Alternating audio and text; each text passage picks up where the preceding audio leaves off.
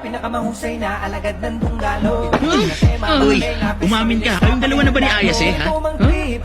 Ano, hindi naman kaming dalawa eh. Ha? Ganun ba? Yun naman pala eh. Kung hindi kayo, pwede mo bang ipakilala kami kay Ayas eh? Ha? Kasi naman sobrang cute talaga ni Ayas eh. Matagal ko na talaga siyang gustong lapitan at makilala. Ayos eh. Cute siya. Hindi man lang pumasok sa isip ko yun. Basta ang sayo ko lang na may unang kaibigan na ako. Pero oo nga no. Kung iisipin ko mabuti, parang medyo cute nga siya. Hindi, teka lang! Kaibigan ko lang si Miss Ayas eh.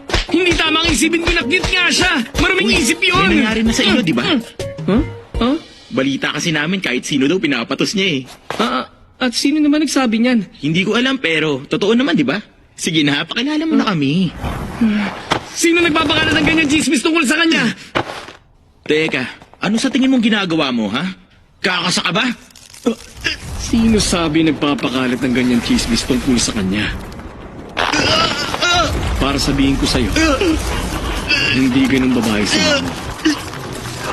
Kung ako sa'yo, ititigil ko ng pagkakalat nun. Diretso sa pagmumukha mo, ganito talaga ako kumanana. Makabago na tunog, di pilit na mga bara na hinain, baka mabusog, kada ka nabog, swak ang mga rima, kung